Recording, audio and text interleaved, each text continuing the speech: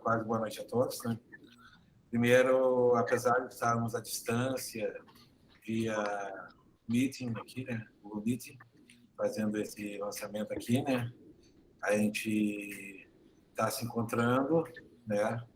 Para compartilhar um pouco da experiência de produção desse livro, né? E também respeitando as regras de isolamento social tão importantes, né? Tendo consciência que isso é importante para nós reduzir esse contexto pandêmico que estamos, né? E que também isso faz parte do papel da universidade, né?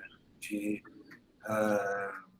apoiar essas iniciativas e também fazê-las se cumprir, né? A ideia antes era fazer um lançamento híbrido, né? Mas como o Maurício bem colocou, a gente optou por fazer um lançamento não presencial, seguindo o regramento da universidade, né, que está com as aulas suspensas até o dia 17 de janeiro, por enquanto. Dito isto, né, então, é um prazer receber todos aqui na Circula, né, que seja virtualmente, né, e nós estamos aqui para o quê?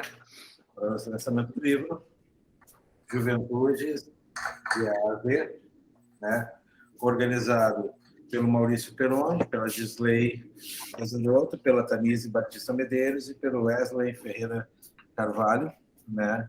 Resultado do projeto de extensão do CIES, né? Que trabalhou com a meninada para construir esses verbetes, que na realidade era para ser algo bem singelo e acabou se tornando uma coisa mais bacana e ganhando concretude física, né? Porque nisso a gente, como não tinha recurso, a ideia era fazer ele virtualmente, né, Maurício?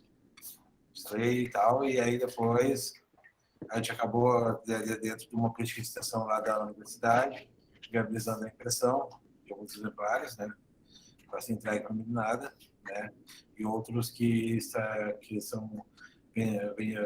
foram apoiados pela editora, que serão vendidos aqui na livraria.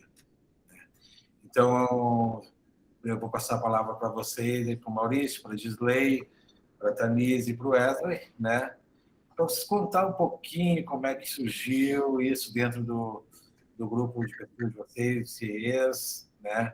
Como é que foi essa experiência, entendeu? E também depois eu pedi que vocês façam um pouquinho da experiência de que foi utilizar o próprio dicionário de verbetes, né? Uma atividade de extensão que vocês fizeram agora no contexto da pandemia, né? Dado como a Circula está aqui do lado da universidade, né? O pessoal passa aqui, comenta, e os comentários são muito legais, da experiência afetiva e emocionante que foram muitas das aulas ali, né? Então, para vocês a palavra aí. Sinta-se à vontade. Tá, então vou começar, né? Para quem... Acho que a gente já se conhece todos e todas aqui, né? Mas eu sou a Gisley, faço parte então do grupo que organizou o livro, vou fazer uma certa introdução, mas a ideia é que, né, além do grupo que organizou, que tem outros autores e autoras aqui que possam conversar, né, debater, enfim, que seja bem a ideia do próprio livro, né, que é um encontro de sentidos da educação no contexto de diálogo com a juventude, né, que é assim, que compõe, na verdade, a prática do CIES, né? Esse livro ele surge lá, já então, né, quando a gente já tem o CIS, que é o Centro Interdisciplinar, né, de Educação Social e Socioeducação, que vem de uma origem de um projeto de mais de 20 anos na universidade, que é o Programa de Prestação a Serviço à Comunidade, que trabalha com adolescentes, que criou, então, né, esse centro, e uma das ações, né, que fazem parte, então, desse centro da Faculdade de Educação da Universidade Federal do Rio Grande do Sul é exatamente produzir um conhecimento, não é? Mas produzir um conhecimento exatamente do exercício das práticas educativas vivenciadas na universidade com as comunidades. Neste caso, a comunidade com a qual a gente vivencia esse trabalho, né, diz respeito a adolescentes, jovens e diferentes equipes da comunidade de Porto Alegre que trabalha com esses adolescentes e jovens. Então, a gente já tinha uma experiência do Entre A e Z, que é das medidas socioeducativas, que é uma edição, né, que a gente fez em 2014, foi 2014. E essa experiência ela já foi bastante interessante pelo fato de a gente se propor, então, a produzir, né, essa escrita, né, a partir da ideia da dialogia e da polifonia, né, do diálogo entre diferentes saberes. Naquele livro a gente já tinha um número bastante significativo assim, de adolescentes, de familiares de adolescentes, de educadores sociais de adolescentes, além dos pesquisadores, né, professores da universidade, técnicos, estudantes. E nesse das juventudes, a gente apostou mais, né, nessa, já tendo esse primeiro exercício, nessa possibilidade de estar escrevendo com jovens.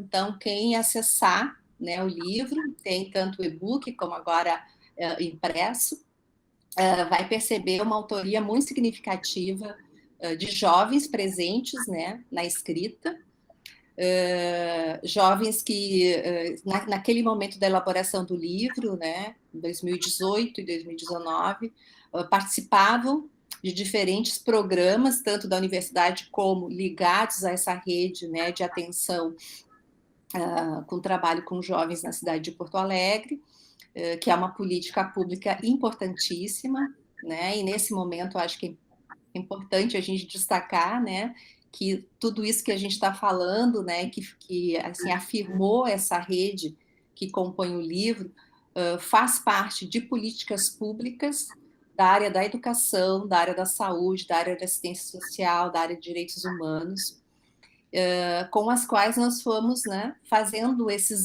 já tínhamos uma prática a partir do CIS, e aí acionamos, né, trabalhadores e trabalhadoras desses diversos campos de atuação das políticas públicas para escrever, né, os verbetes. Por que esses verbetes, né? No primeiro momento, nós escolhemos como equipe organizadora, e compondo nessa equipe é importante assim, a presença da professora Karine Santos, né, e da técnica pedagoga Magda, também Oliveira, que está por aí, né, e compõe, né, sempre a coordenação do CIS, e que conosco, então, foram acionando, né, essa possibilidade de a gente, num primeiro momento, levantar quais seriam, né, os verbetes a partir das políticas com as quais nós trabalhamos e da experiência com jovens, e depois abrindo esse espaço para que os grupos de jovens, né, com educadores sociais principalmente, também trouxessem os seus verbetes. Né? Então, a gente vai encontrar verbetes bastante diferenciados na sua nomeação, né? Como frau, como corre, como ladaia, como enfim, né? Que são palavras, né, muito próprias, vocabulário muito próprio da vida dos jovens, né? E cabe destacar também que são, né, quando a gente fala dos jovens e fala o nome do livro Juventudes, né, a gente está reconhecendo, né, a diferença nas formas de viver a juventude no nosso país.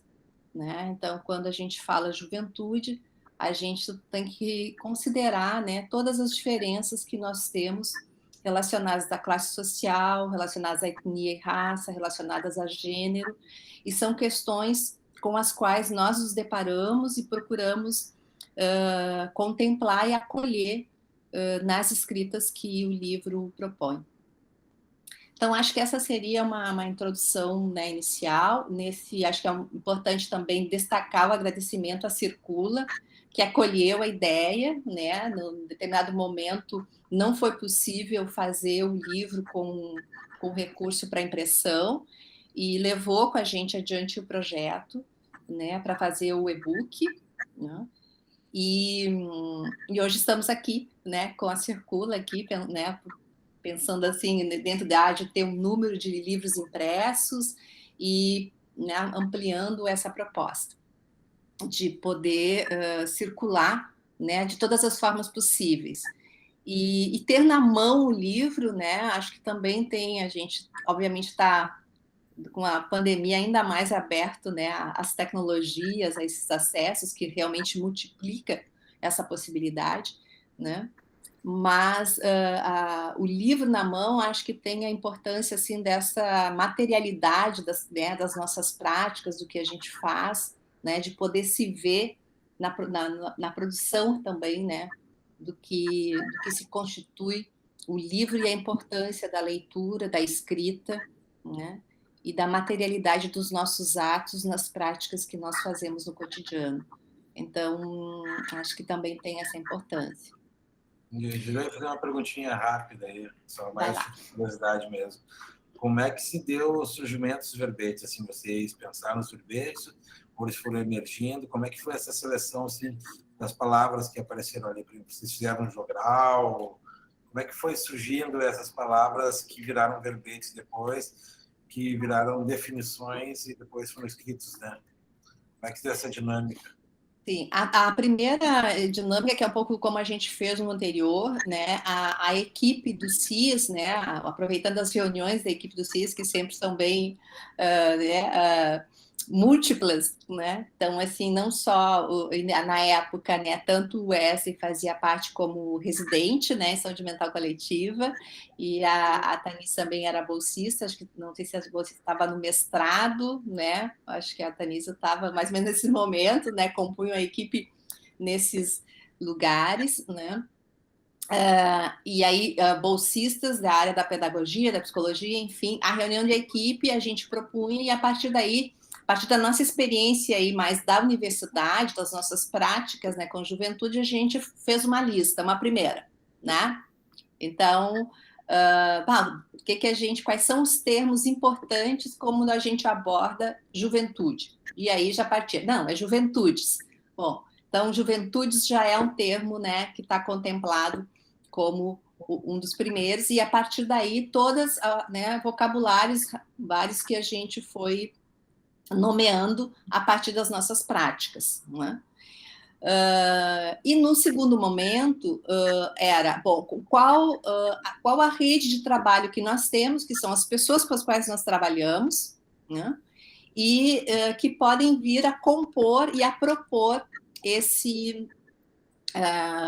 essa lista de verbetes também. Né? Então, quando a gente chamou Centros da Juventude, por exemplo, chamou professores e professoras, técnicos da área da saúde, né, da ciência social, professores de escolas que já tinham trabalhado conosco, a gente levava a proposta do Veneto que nós tínhamos, mas deixávamos com a abertura para que aquela equipe e os grupos de jovens com os quais essa equipe trabalhasse pudesse propor também, né?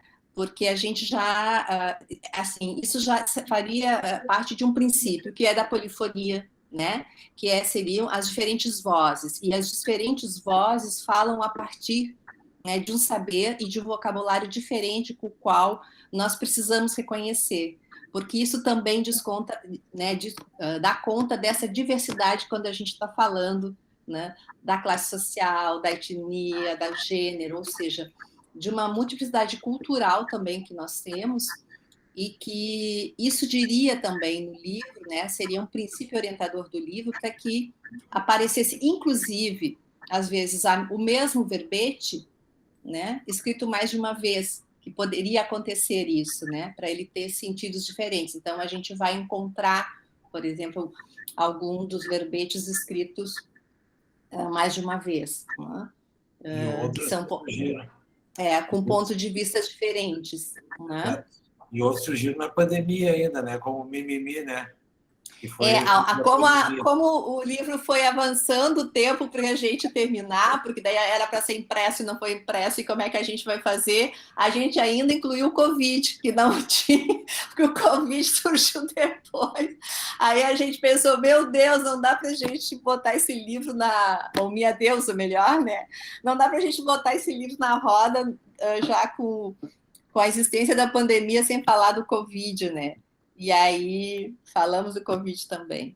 Então, foi bem nessa proposição, né? Acho que até depois tem a Carla, pode até comentar que a Carla se aproximou na época da gente também para pensar um processo de formação com jovens e tal, e daí a gente diz, Carla, será? Vamos escrever um verbete, né? E aí surgiu um verbete com um coletivo das gurias, né, sobre o feminismo negro.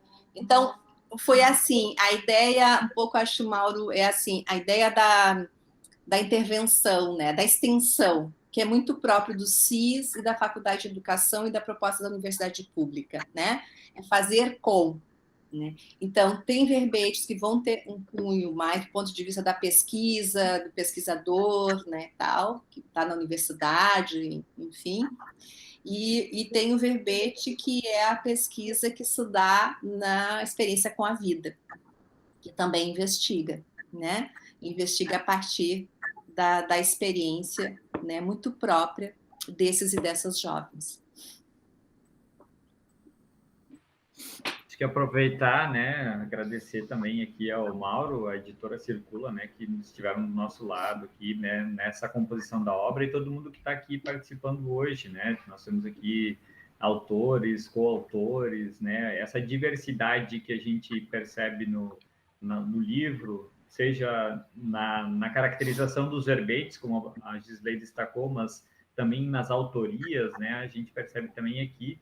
Eu acho que isso diz de um modo, né, de fazer educação, diz de um modo de ser universidade, né, de fazer ciência, que o modo como nós entendemos, tem vários modos, né, de entender educação, ciência, universidade, o modo como nós entendemos é na conexão com a sociedade, na conexão com a atualidade, com aquilo que está acontecendo e com todos os sujeitos envolvidos, né. Então, desde a gente ter jovens, né, agora já vi que entrou aqui a Manuela, que junto com a professora Carla, lá da Escola Santa Luzia, tem uma experiência fantástica, depois elas certamente vão falar da experiência de professores da escola pública, de centros de juventude, de centros sociais, professores de universidade, né? Então, acho que essa conexão dessa pluralidade é que inspirou essa obra, né? E essa concepção de juventudes, né? Plural, muito numa perspectiva tanto teórica como também metodológica, de fazer juntos, né? E quando a gente diz fazer junto com os jovens, é isso, né? Estar com eles e eles serem também autores, né? Então, isso para a gente foi um guia, assim, muito importante nessa construção, né? E eu acho que talvez essa ideia da pluridiversidade que a gente fala na apresentação do livro é muito importante. Então, de início aqui, desse dia de a gente agradecer e de celebrar também esse novo momento. Para contextualizar, o pessoal, nós lançamos em março a versão digital, né, desse livro, o e-book, e agora, né, estamos lançando no dia de hoje, né, oficialmente, essa versão impressa, né, a gente, principalmente quem não é nativo digital, a gente ainda tem a vontade de ter o livro na mão, né, então, graças aí ao esforço, a gente agradecer a Magda, né, que fez aí um grande esforço e dedicação para conseguir um fomento para a gente, junto à universidade, e o Mauro também com apoio na Circula, para a gente conseguir ter essa primeira tiragem, né, que ainda é reduzida, né, para a gente também poder distribuir esses livros gratuitamente, num primeiro momento para os jovens que participaram, os jovens que são dos projetos sociais, que são do centro de juventude, de escola pública. E, no segundo momento, a gente ainda vai fazer um esforço para conseguir para que todos os autores tenham também aí acesso, né, ao conhecimento que deveria ser acessível a todos, né? Então, acho que é esse dia de lembrar também muito importante. E dizer que essa diversidade ela é tão ampla que a gente tem aqui, né, a professora Juliana, que é da Unipampa, a Gisley, que começou conosco, agora está lá em Barcelona, né? A Marta Gutierrez, que entrou aqui, que é uma professora amiga nossa, lá do Observatório Javeriano de Juventude da Colômbia, que está aqui acompanhando. Então, vejam, a gente no mundo digital também circula em diferentes lugares, né? Então, viva a diversidade, que a gente sabe que nesse tempo histórico tem sido tão combatida, né? Em nome de certas homogeneidades históricas e certas questões hegemônicas que a gente precisa desconstruir para fazer valer a diversidade, né? Então, é uma grande alegria a gente estar aqui dividindo com vocês esse momento hoje.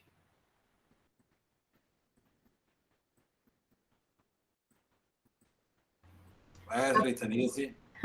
Aproveitando aí a deixa, né? Eu acho que boa noite a todos e todas, né? Eu sou Tanise, para quem não me conhece.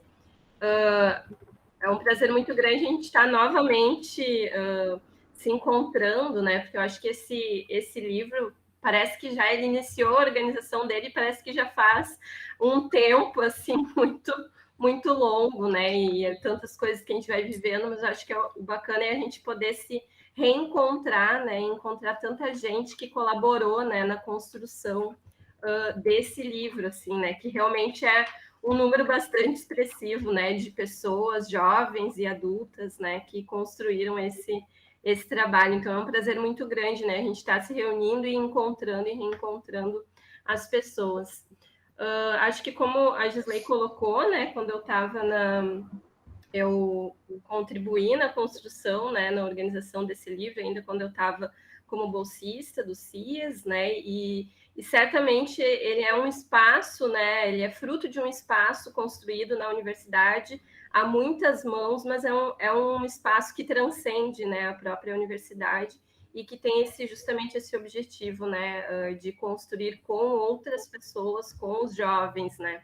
E eu acho que é bastante significativo também todas as experiências, né, que esse livro traz, né, que eu acho que são experiências de um tempo, né, de que quem já é da minha geração, assim, jovem, adulta, iniciando a vida adulta, né, que está aí com seus 30 anos, a gente viveu um período muito forte, né, de vivência para as juventudes no Brasil, né, e isso está refletido no livro, né, seja através do verbete Estatuto da Juventude, cotas, direitos humanos, EJA, educação social.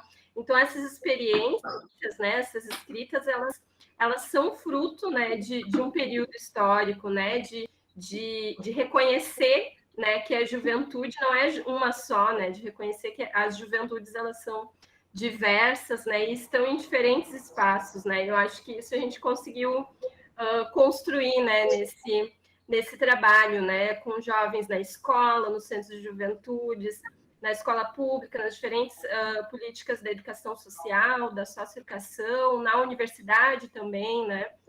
Então, acho que esse livro, fico muito feliz também de ter contribuído com essa construção, porque ele é fruto desse período histórico, né. Então, acho que ele também é uma forma de resistência, né, de trazer essas experiências, né, de colocar os jovens para escrever, sim, né, e eu acho que o processo da escrita, né, para a gente que estava na organização, foi muito bonito de ver, assim, né, a nossa intenção, acho que era nunca cortar ou tentar formatar, enquadrar a escrita, né, no único formato, né, mas era perceber as diferenças, né, as diferentes formas de escrever e de colocar a sua experiência no papel, né? Acho que isso também foi muito bonito de ver, assim, né? Esses diferentes lugares com essas diferentes formas de se colocar e de participar, né? E aí eu acho que esse trabalho é fruto disso, assim, né? De toda essa diversidade, de todas essas juventudes e de pessoas que trabalham com jovens, né? Já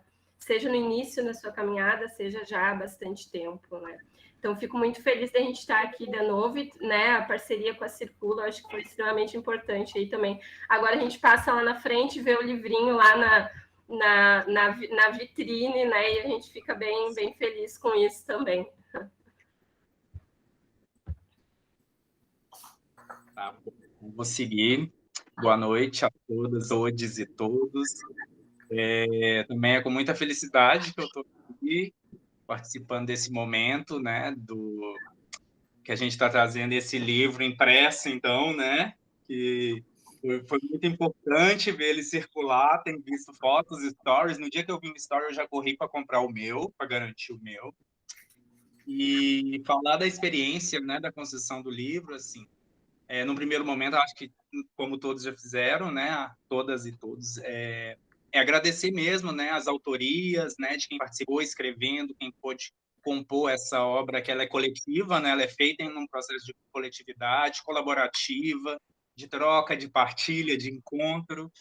Então, o CIES, o PPSC, que me abraçou quando eu estava lá na residência, a URGS, né, a Universidade Federal, acho que também é importante a gente agradecer, né, por ainda existir essa universidade, e a gente tem que estar aqui fazendo esse papel que é de resistência também, né, para garantir que esse espaço ele continue com essa diversidade, e a Circula também, né, ao Mauro, que trabalhou junto com a gente. E o que eu tenho para dizer assim, desse livro, que eu acho que é bonito, é que a gente, em tempos de silenciamento, principalmente da juventude, né, que a juventude, o jovem não é ouvido, o jovem não tem espaço, a gente inverte essa lógica, a gente trabalha numa outra lógica, né, que é de ouvir a voz desses jovens. Então, ouvir esses jovens, ou ler esses jovens, né, através da escrita, das palavras, ou de quem trabalha, quem acompanha de perto, é extremamente importante. Uma outra coisa também que eu acho... Ai, que saudade, Magda. Outra coisa também que eu acho importante que a gente trabalhou também foi numa perspectiva descolonial, né? Quando a gente vai tratar aí tratar do racismo, e que o racismo, ou que essa perspectiva antirracista também atravessasse esses verbetes que a gente trabalhou, né? E o livro também, de certa forma, ele vai desconstruir uma hegemonia, né, de construção de saber, de como deve ser um livro, né? Porque é um livro que é repleto de modos de construir essa escrita, então acho que isso também é muito bonito nesse livro. E agradecer a quem tá presente aqui, acompanhando a gente também. Espero que o livro impresso ou que o e-book chegue até todos que estão aqui, porque vocês vão mergulhar, de certa forma, né, no que é juventude, na potência da juventude, porque aqui no livro a gente traz alguns assuntos que são pesados, né, que são complexos, mas eu acho que o mais importante é a gente pensar na produção de vida desses jovens, né, de pensar nos jovens nessa perspectiva de produção e de construção de possibilidades de vida. Acho que é isso. E aí, então, André, já para a gente tua fala aí, vamos ouvir a meninada aí que escreveu aí, então? Vamos embora. Quem é que está a fim de falar aí? E aí, a meninada tem cabulada aí? Vou escolher um, hein? Eu acho que eu posso falar um pouquinho sobre o nosso processo, né, Manu? Depois tu me ajuda e complementa aqui um pouquinho, né? Então, assim, o verbete que eu escrevi com as minhas ex-alunas e, né, do coletivo Candaces, agora já não são mais minhas alunas, são minhas parceiras, né, de pesquisa, de divulgação também do nosso trabalho em torno do patrimônio da comunidade da Vila Maria da Conceição. Ele foi um convite, né, da Gisley e do Maurício. A gente estava começando a estabelecer um contato, uma possibilidade de parceria, assim. Eu acho que esse processo, de certa forma, foi um pouco interrompido pela pandemia, mas eu acho que a gente está num momento de retomada super importante. E aí, assim, a nossa proposta, assim, de escrever um verbete sobre feminismo negro tem a ver com o projeto que a gente desenvolvia na escola, nas aulas de história, né? Que iniciou em 2012, mas na sua última etapa construiu um documentário que chama As Marias da Conceição por um ensino de história situado, né? Isso. Aí parte da minha pesquisa de mestrado, que justamente articula, então, um trabalho que a gente já fazia em torno do patrimônio da comunidade, com uma análise interseccional de fontes históricas primárias, né? Então, articula o pensamento feminista negro enquanto teoria com esse trabalho, né, de uma história que parte do local, né, da comunidade. E aí, assim, as meninas, ao longo do processo, assim, se apropriaram, assim, das ferramentas teóricas do pensamento feminista negro, entraram em contato, né, com a produção de diversas intelectuais negras, foram assistir a Sueli Carneiro e a Djamila Ribeiro na URGS, né?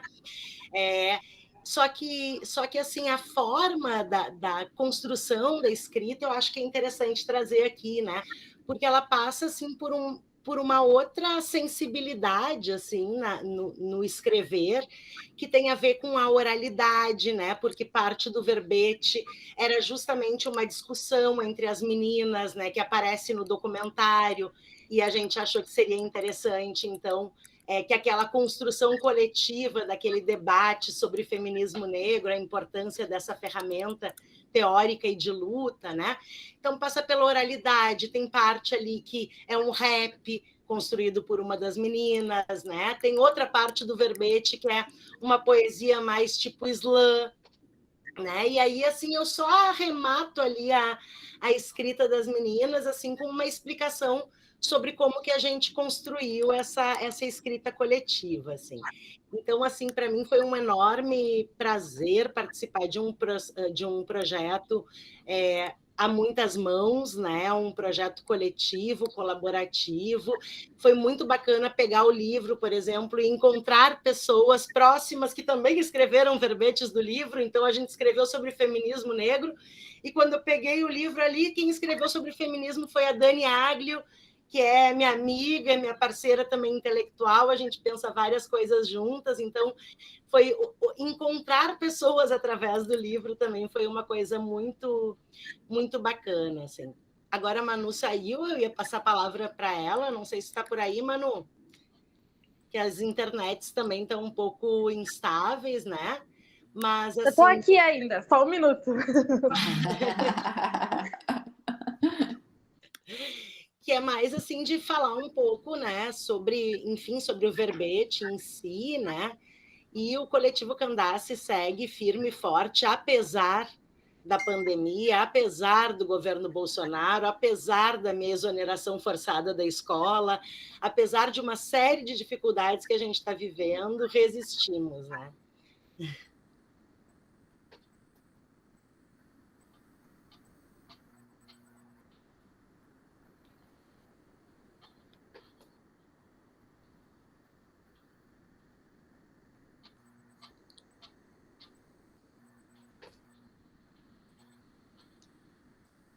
Enquanto Bom, o entra, entrou. Entrei. Eu não estava conseguindo tirar o fone. Então, eu acho que para nós, assim, do coletivo, foi quando surgiu o convite e a Sora Carla falou, a gente, como assim a gente vai estar num livro dentro da URGS? Tipo, Sora, não tem como. E pra gente foi, uau, nossa, muito legal o convite que vocês nos fizeram, da gente poder mostrar várias formas, e nós jovens falar sobre feminismo negro e falar tão bem. A gente viu o documentário, adorou como ficou, mas a gente nunca pensou que ia ter a proporção que teve, o alcance que ia chegar de várias meninas, em vários jovens da comunidade, da forma como a gente mudou muita visão de vida de alguns, e a forma como nós falamos sobre o feminismo negro, que é como a Sora falou. E foi uma coisa que a Sora só falou, o que é o feminismo negro? E foi natural.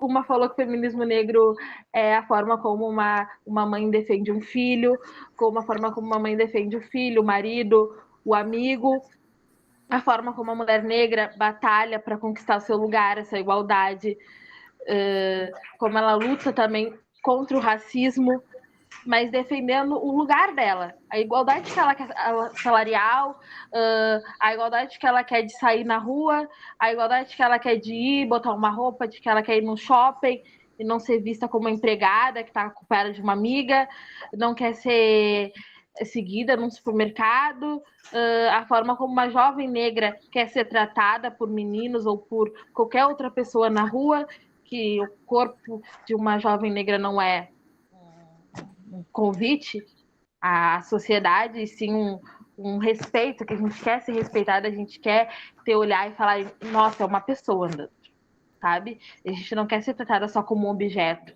E eu acho que é isso que o coletivo traz e quer mostrar sempre para jovens.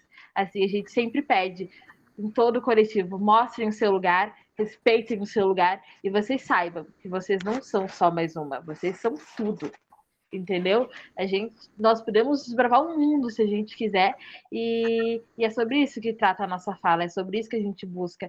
E a gente vê às vezes as gurias do colégio, nossa, a gente quer ser igual a vocês, a gente quer falar igual a vocês, e a gente fala assim, a gente tem, a nossa idade são muito próximas, nós das gurias, a gente tem 19, 20 anos, e a gente fala, a gente está dançando inspiração.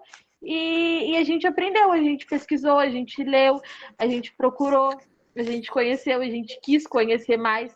E eu posso dizer, o coletivo me mudou totalmente a minha perspectiva de vida, e ter conhecido a Sora, ter conhecido o projeto, foi uma grande diferença na minha vida. Eu entendi que realmente eu sou quem eu sou. Entendeu? Eu entendi que eu sou muito!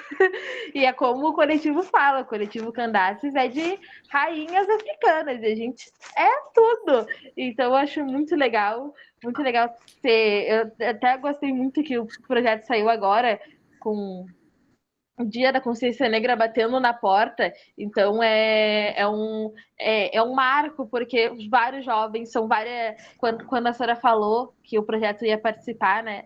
A gente até pensou, Sora, temos que arrumar os erros, né, ortográficos, os erros de fala. E a Sora, não, vai ser tudo do jeito que vocês falaram. Tudo a língua brasileira, tudo a língua favela. E eu, vai! Então vai! Então a gente até ficou assim, né? Então vai lá, todos os nossos nós, vamos! E a gente ficou bem. E assim, agora a gente se cuida, a gente é tudo adulta, estamos entrando na vida adulta, né? Querendo ser respeitado, então a gente nós já estamos sabendo falar um pouquinho, mas é muito gratificante para nós como coletivo, assim. Eu estou aqui representando as meninas e nós só temos a agradecer muito, muito a todas as vezes que vocês trataram muito bem na URGS, em vários outros lugares que a gente já foi convidada para ir, vocês sempre nos trataram muito bem, e saber o reconhecimento que nós temos dentro e por vocês é muito, muito, muito demais, assim, eu tô até toda encabulada aqui para falar, mas é muito bom mesmo, para nós é muito gratificante. Oi? A gente nem notou que tá encabulado. Quem me conhece sabe que quando eu começo a falar ainda mais sobre isso, eu começo, porque para nós, para mim, eu sempre falo, o coletivo muda totalmente a minha perspectiva de vida e o que eu queria para mim. Agora, futuramente, eu serei uma doutora. Doutora Manuela, advogando por aí, defendendo muito, e muitas pessoas que não podem ser ouvidas.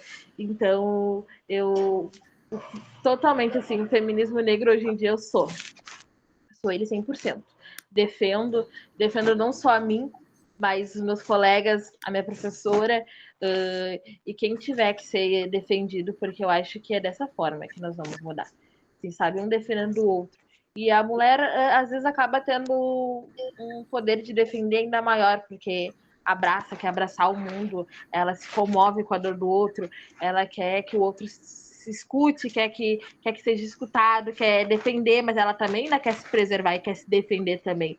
Então isso é muito interessante, a forma como a gente abraça o mundo e se defende. Eu acho que é sobre isso que trata o feminismo negro, como as várias formas de uma mulher negra ainda mais defender. Eu até falei na nossa fala na URGS do ano passado, que uma mulher negra ela foi capaz de amamentar um filho de uma branca, enquanto o seu era tirado dela. Ela deu o amor, carinho, afeto, criou, enquanto os delas eram arrancados dela. E eu acho que é sobre isso que se trata. Ela ensinou, ela gratificou, e eu sempre falo, a ingratidão da sociedade a elas. Na Índia eles ensinam a respeitar a vaca por causa que é alimentada do leite, né? E no Brasil a gente não vê esse respeito que deveria ser dado à mulher negra, sabe? A mulher negra aumentou, ela teve essa família arrancada, ela deixou de cuidar de filho, de marido, e quando ela quis ser cuidada, quando ela precisou, ela teve que gritar e continua tendo que gritar muito, sabe? Muito alto. Então, é disso que se trata. É por isso que nós estamos gritando e vamos continuar gritando muito alto. Eu acho que é isso. É sobre as nossas várias formas de abraçar. Eu acho que é isso que se trata o coletivo. Nós defendemos todos e vamos continuar defendendo, vamos continuar querendo cada vez mais abraçar e crescer e ter respeito e chegar ao topo, porque o céu é o limite, então a estrela é alcançável para nós. É muito gratificante, assim, tudo que a gente aprendeu depois, sabe? O poder que a gente tem de fala, o nosso lugar de fala e aonde a gente pode chegar ainda, sabe? Com esse poder de voz. E eu fiquei assim, nossa, tem muitas pessoas que ainda tem que ser escutada, porque eu acredito que tenha várias Manuelas antigamente ainda perdidas por aí, que precisam saber o lugar e o poder que elas têm, sabe, na sociedade. Eu vejo um dia as meninas, que eu não posso falar isso. O quê? Tu pode sim. Quem te disse que você não pode? Ué? Pô, fala agora! Onde que tu não pode falar? Entendeu? Eu adoro falar, não sou, tu é, nós podemos, nós somos mais fortes juntos. Eu acho que é assim que a gente vai construir um lugar novo, um país novo, e um lugar onde é mais fácil para se morar, um lugar bem mais diverso, e que a gente possa ser respeitada e não ser calada e não ser taxada de louca, de mimimi, que nós estamos só querendo buscar alguma coisa. E eu acho que é isso que se trata. Nós não queremos nada mais que o nosso direito de ir e vir, de falar e de igualdade. Igualdade, é essa palavra que nós queremos, igualdade. Tanto branca, tanto quanto masculina e feminina, assim, é igualdade, porque o salário de um homem para uma mulher é diferente, o salário de uma mulher branca para uma mulher negra é diferente. Então, quando é que a gente vai ter igualdade? Sabe? É esse o ponto. Quando é que uma pessoa vai ter igualdade? Sabe? Uma mãe branca numa favela passa as mesmas coisas que uma mãe negra numa favela, mas ainda é um pouco melhor porque é branca, e aí o filho da branca não para no paredão, não é arrastado. O filho da mulher negra não, ele é arrastado. Então, eu acho que é isso que se trata o projeto, assim, é sobre igualdade.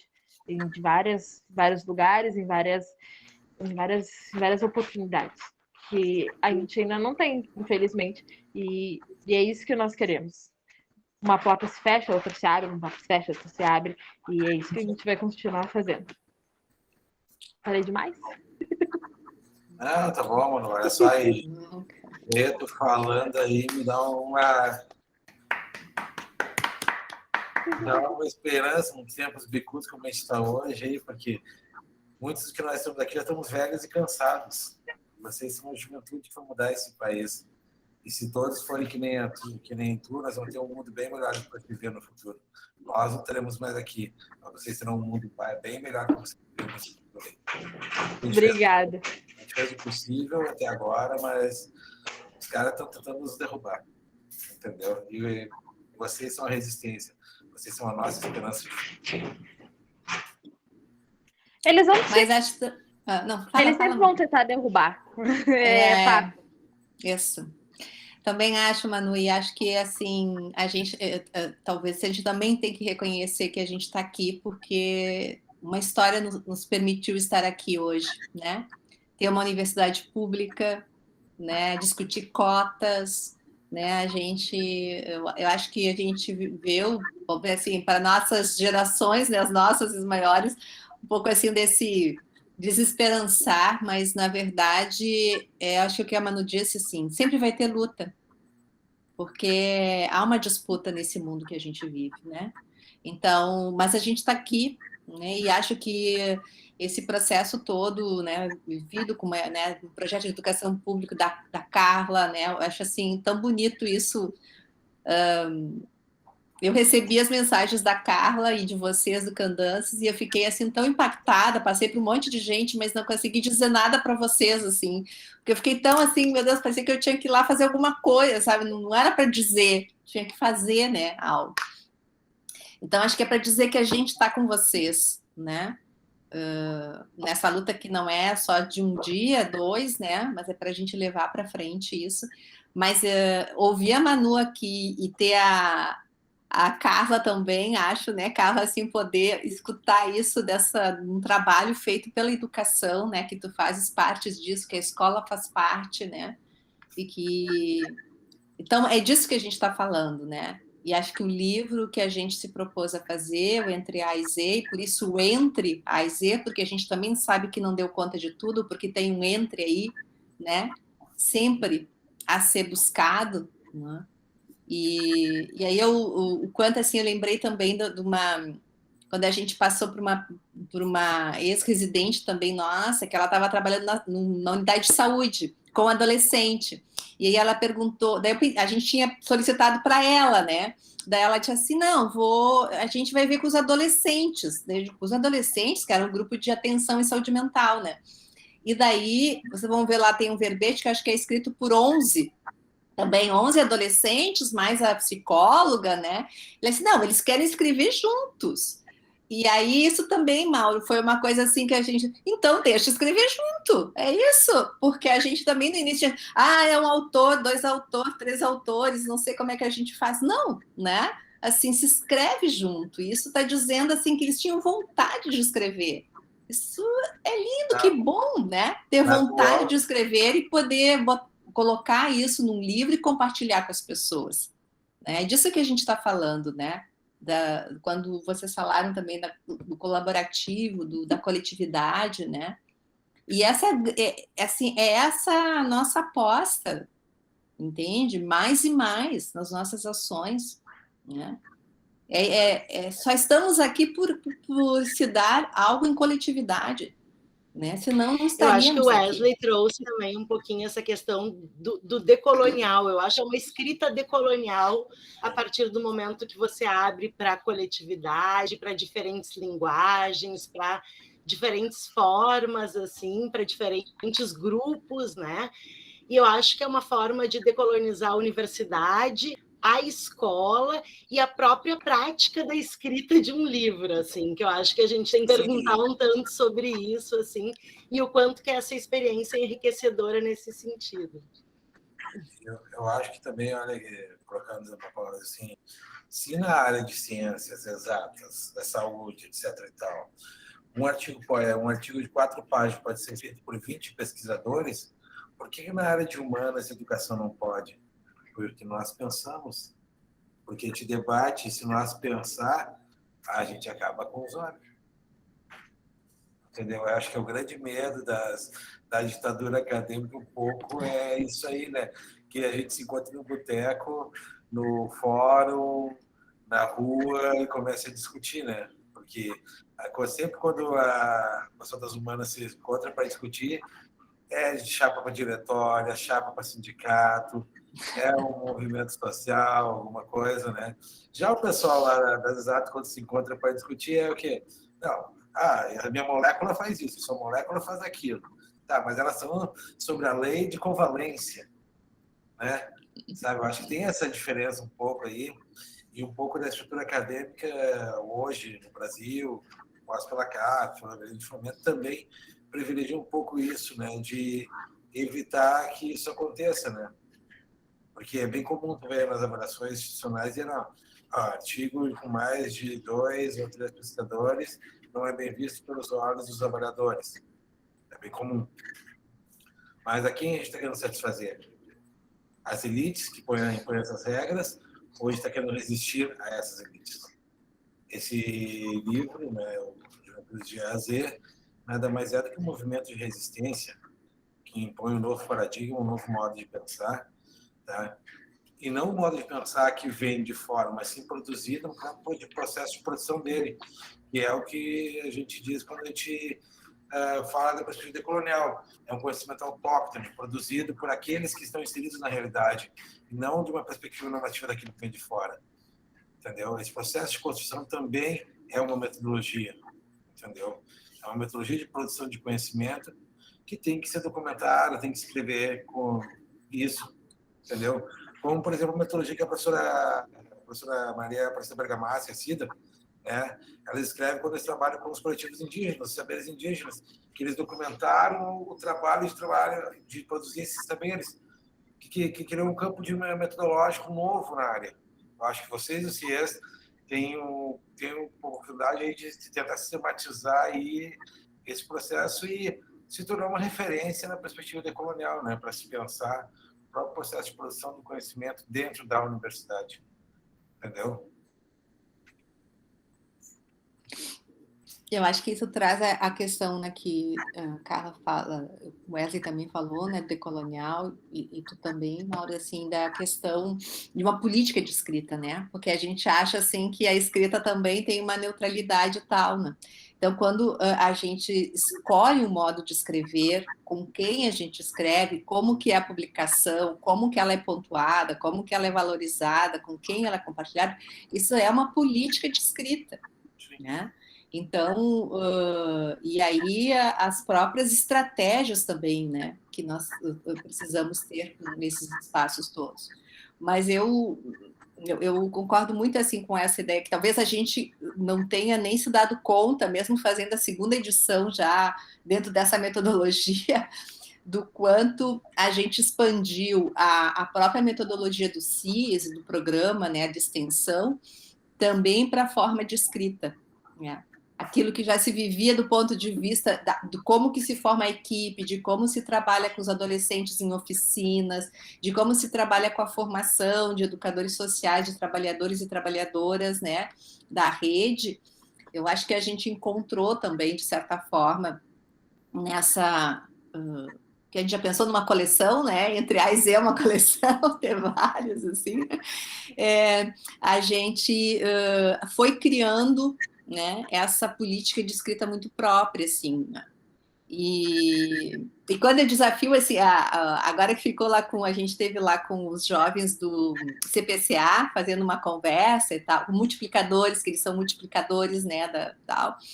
E aí o desafio assim foi a provocação, de dizer, quando é que vai sair o livro dos né, escrito e organizado para os jovens, em que a gente pode dar, né, o apoio, tá junto, né, mas organizar, né, que nem tá aí a Manuela, enfim, né, porque essa também é a nossa função. Eu acho que aí também é quando alguém que falou dos adultos, né, os adultos, a gente... Não, essa é a função da gente, né, é estar com, mas assim, tá vindo essa gurizada, essa juventude que é diferente, entende? Que nos inspira, que nos dá, e essa é a potência da vida. Mas a gente tem um lugar como adulto e adulta de responsabilidade com os espaços da onde nós estamos, né? Então, acho que isso é importante a gente reconhecer quando está na universidade, quando está nos movimentos, quando está num projeto de extensão, quando a própria Carla toma essa decisão, né, em relação à sua exoneração, ao lugar como, né, ela se posiciona, né, é um lugar que a gente precisa, né, nesse momento mais ainda, porque é uma disputa que está aí. Né? E é uma disputa que eu acho que é uma disputa histórica que nós estamos vivendo. E eu acho que esse livro diz muito disso, assim, né? E ele diz com a poesia, ele diz com prosa, ele diz com descrição, mas assim, a dureza, a desigualdade, a dor, né? De jovens, de trabalhadores e trabalhadoras desse país, né? E nós aqui ainda, né, grande parte de nós aqui da universidade pública é uma parte privilegiada, a gente sabe disso, né? A gente sabe, no lugar eu aqui de uma pessoa branca, né, tal. Mas essa é a nossa responsabilidade, exatamente por estarmos nesse lugar. Nós temos que assegurar essas práticas, nós temos que assegurar essa política de escrita, esse espaço de discussão, que saiam muitas outras obras, né, com jovens falando, escrevendo, dizendo. Né? Porque, sim, esses movimentos também estão no Brasil. Eles estão acontecendo. E nós temos que nos nutrir disso.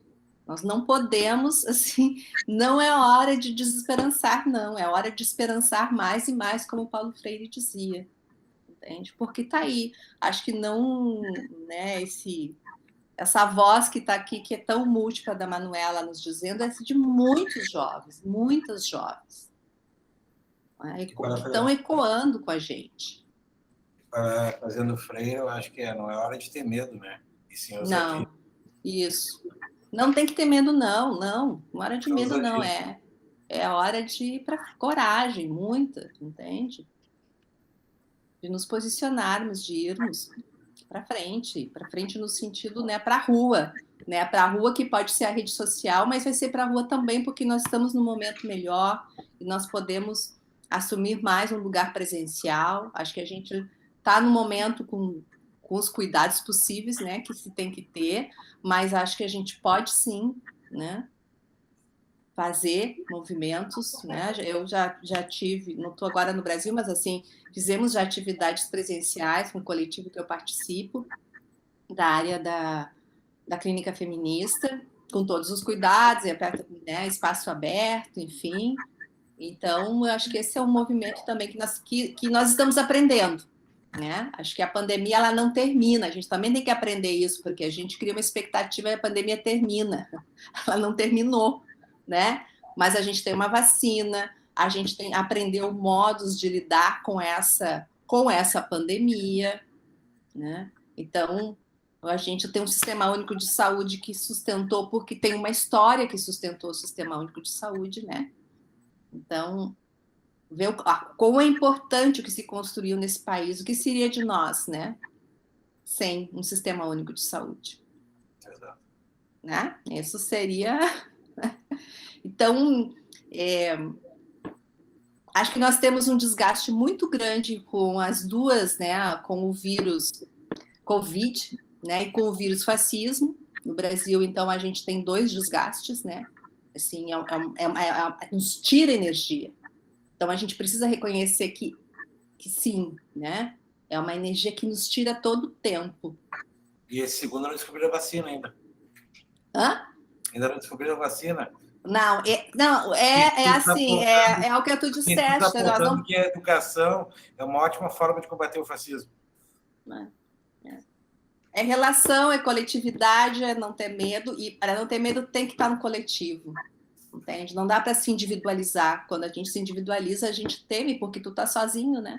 Daí como é que tu vai enfrentar sozinho? Você não se enfrenta solitariamente, né? Então...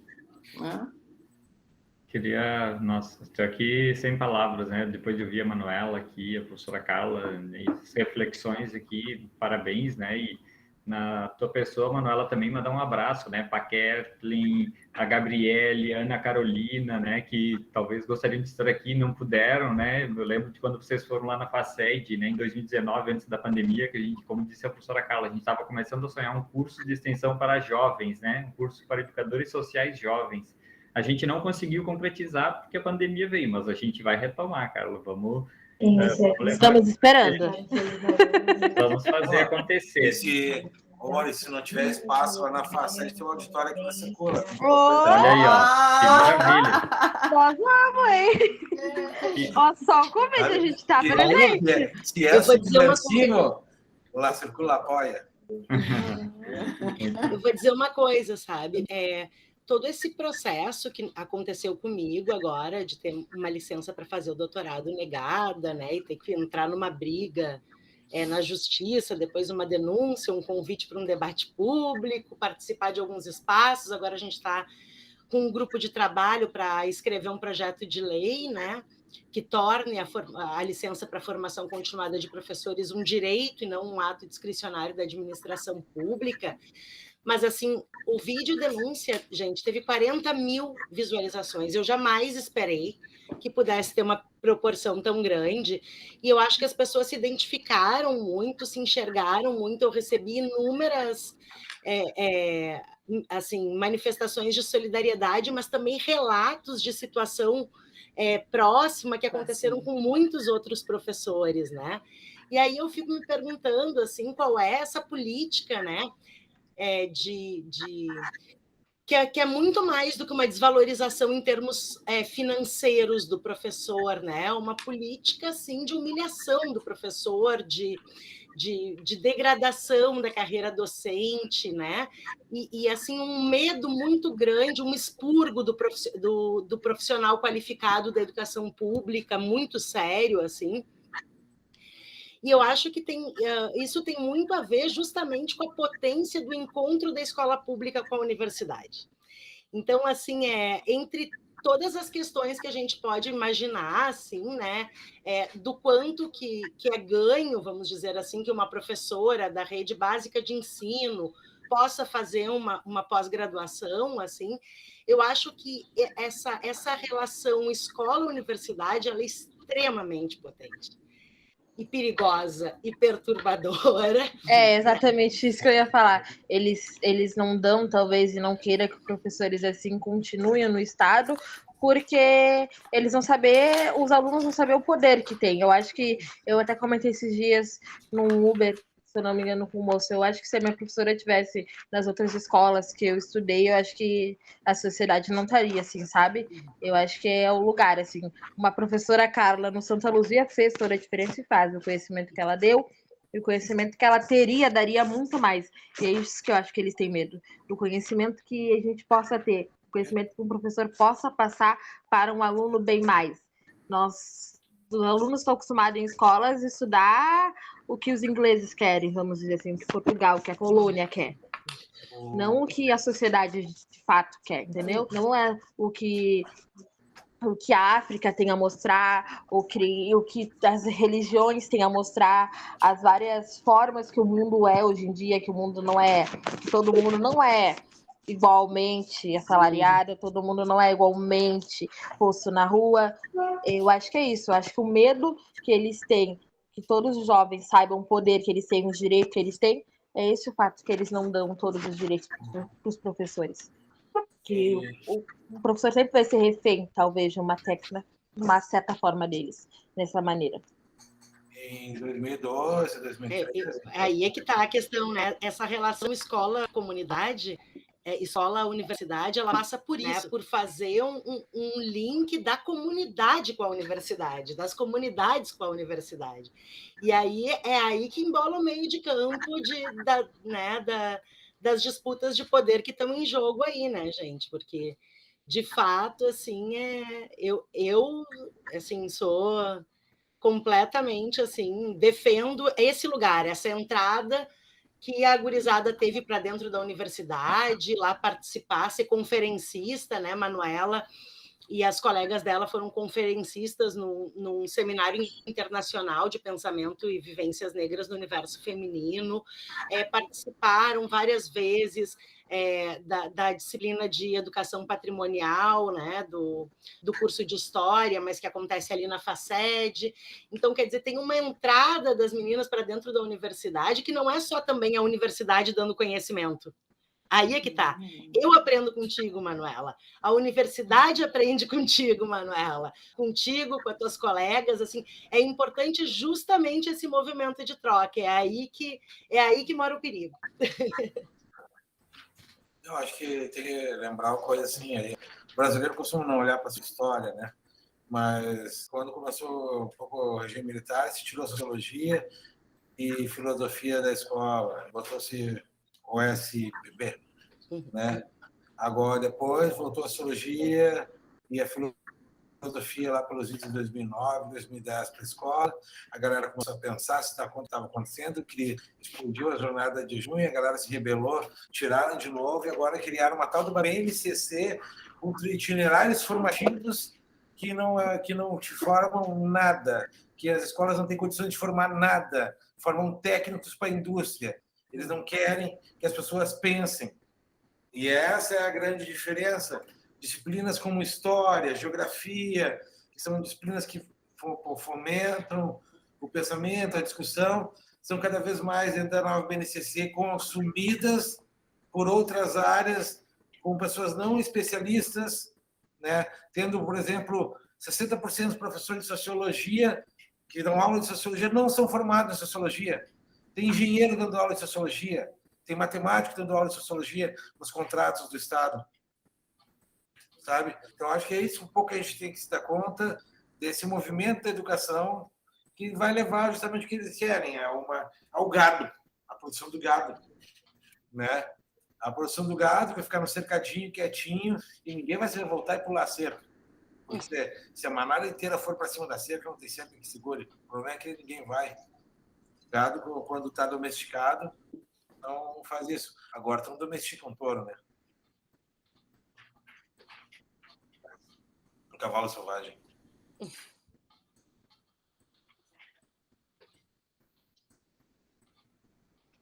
Gente, mais alguma coisa aí? Vamos caminhar para o fechamento aí? Vamos. E aí, Carmen? Tu que não falaste nada aí durante o período inteiro aí. Eu estou escutando. Tu és uma lenda viva na FACED, entendeu? Estou escutando e achando uma beleza essa juventude, enfim, muito realizada de ver como que frutificou uma ideia inicial e como que essa juventude está fazendo um trabalho lindo. A juventude, os novos professores, o pessoal todo está fazendo um trabalho lindo e isso é muito gratificante. E eu acho que tu és um grande parceiro da universidade hoje. Hoje que eu te conheci, com muito prazer. Não, Carmen, tu já me conhece, eu fiz o mestrado ali na FACED, com a professora Marijane. Ah, tá. Eu ainda dava as aulas ali. Mas eu te conheço na posição de dono da livraria. Ah, sim, hoje sim. E de grande parceiro da universidade. O trabalho de uma livraria sempre é um trabalho fundamental. Com certeza. E eu estou muito contente dessa reunião, fiquei muito gratificada. A minha participação nesse livro foi pequena, mas a participação da equipe é belíssima, e eu me sinto representada e presente pela equipe nesse livro belíssimo que vocês estão lançando. Realmente muito gratificada e muito contente de ver esse trabalho. Tem vários aí com quem eu trabalhei diretamente, outros com quem eu não trabalhei diretamente, mas todos são parte de uma mesma equipe, de uma mesma luta, de um mesmo ideal, de uma mesma utopia. Importante a gente não abrir mão da utopia, né? Isso aí. Continuar na luta, por mais difícil que o momento seja. E eu que já estou fora, em grande parte, e já estou velha, fico muito feliz de ver esse movimento todo. Nós carregamos teu legado, cara. Como? Mas nós carregamos teu legado. Nós todos, quando eu falo nós, falo todos que estão aqui, entendeu? Porque uma conversa contigo, uma aula que tivemos contigo, fez a gente pensar um pouquinho de forma diferente e faz a gente ser o que a gente é hoje. Tá? Porque essa é a diferença entre o professor e o engenheiro. É que o professor, a gente leva um pedacinho. O engenheiro, a gente só leva uma peça. Entendeu? E o professor vai estar presente na nossa vida, o resto da vida, por uma coisa que ele falou que mudou a nossa vida. Ser professor tem muito mais responsabilidade de construir um edifício, porque está construindo uma vida. Então, eu acredito profundamente na educação e na prioridade da educação hoje no Brasil. Nós temos uma responsabilidade muito grande de formar gerações que consigam ver alguma coisa, consigam ter um pensamento crítico, consigam ter esperança, consigam se colocar como sujeitos. Eu acho que é uma responsabilidade muito grande da educação, e da educação pública, sobretudo, né? Da educação em geral, mas na educação pública, particularmente. Fico muito feliz com o trabalho de vocês, que me sinto representada. Beleza. Gente, então, para não nos delongarmos mais aí, né? Agradecer a presença de todos, tá? Eu vou encerrar a gravação daqui a pouquinho, tá? A gente vai editar, tirar aquela parte do cafezinho lá antes, e ele vai para o canal da Circula, lá, Circula TV no YouTube. Aí compartilhem, divulguem para o pessoal, né? Para o pessoal assistir, aí ver o que está acontecendo, né? A gente sempre tem uma programação intensa, a gente criou o canal da Circula TV, que a gente chama Circula TV, né? No YouTube durante a pandemia, né? Então, sigam lá o canal também, que daí toda hora, quando tem atividade, aparece para você lá, e a gente vai transmitindo. As coisas acontecem aqui, mas a gente transmite no YouTube. As coisas acontecem no Meet, mas a gente coloca para lá. Então, está virando um bom repositório de informações, entendeu? E se alguém precisar de informação para me prender aí depois, aí, no caso do Bob, aí, tá tudo hospedado lá. O coletivo tá no Instagram, está no YouTube. Que nem amanhã eu estou lançando o livro O Garoto do Casaco Vermelho, né? Sublime a Revolução Russa. Ah, que legal! Entendeu? Fala um pouco da perda da infância e tal, do trabalho durante a infância e tal, né? E na história é fictícia ali, o Lenin é neto do Marx, filho da Rosa Luxemburgo, para ter uma ideia. Essa é a única ficção, né? E eu digo, o pessoal, você vai lançar isso aí nesse contexto bicudo? Eu disse, olha, meus amigos me prometeram levar cigarro na cadeia, então não tem problema. Gente, então eu queria agradecer a participação de todos aí, tá? Assim que estiver disponível, eu passo para o Maurício passa para todo mundo aí, tá? O canal, tá? E deixar uma boa noite a todos e que vida longa e próspera, né? Quando vocês quiserem fazer alguma atividade, nós temos um auditório aqui, durante a pandemia ele passou fechado, mas tendo disponibilidade aqui, sendo agendado, contem com a gente para apoiar. O Maurício sabe, os professores sabem, esse foi um grande parceiro da Universidade Pública, da FACED. Tá? Eu sou filho da URGS, eu fiz graduação, mestrado, doutorado na URGS. Tá? Fui professor substituto na Faculdade de Educação também durante um tempo. Fui fazer 3 pós-doutorados lá na Unicino, com a escola alemã, a gente não tinha na URGS aqui. E estou voltando agora para o meu 4º pós-doutorado em educação lá na FACED. Ó. Filho da casa. Eu tenho um trabalhão, cara, atravessar a rua para ir assistir as aulas ali, né, cara? Isso aí, o Mauro, grande parceiro nosso aí, não só nós do CIS, mas também de toda a Faculdade de Educação. Eu vi aí ao longo dessa Feira do Livro quantos livros, né, quantas obras publicadas. A gente falou aqui ao longo da nossa transmissão também do pensamento decolonial, né, obras aí muito, muito bacanas nessa perspectiva, coisa que muitas vezes não circula em algumas grandes livrarias por aí, então acho que é uma grande contribuição para o conhecimento, Mauro. Obrigado aí pelo apoio, né, pela essa parceria com a gente aí, e que a gente siga fortalecendo essas redes, né? Carla, estamos contigo, Manuela, o pessoal, a gente vai estar. Eu coloquei antes ali no chat, né, esse projeto de lei, Carla, para a formação, né, continuada dos professores aqui no Rio Grande do Sul, né, pode deixar que a gente está fazendo esse movimento também aí pela FACED, então acho que essas forças coletivas que nos movem, então que a gente possa continuar nessa articulação aí. Um grande abraço e foi uma grande alegria ter vocês aqui com a gente. Isso aí, gente. Uma boa noite a todos, então. Eu vou desconectar aqui. Boa noite. Boa noite, gente. Um abraço. Até a próxima. Tchau, gente. Tchau, tchau. Até.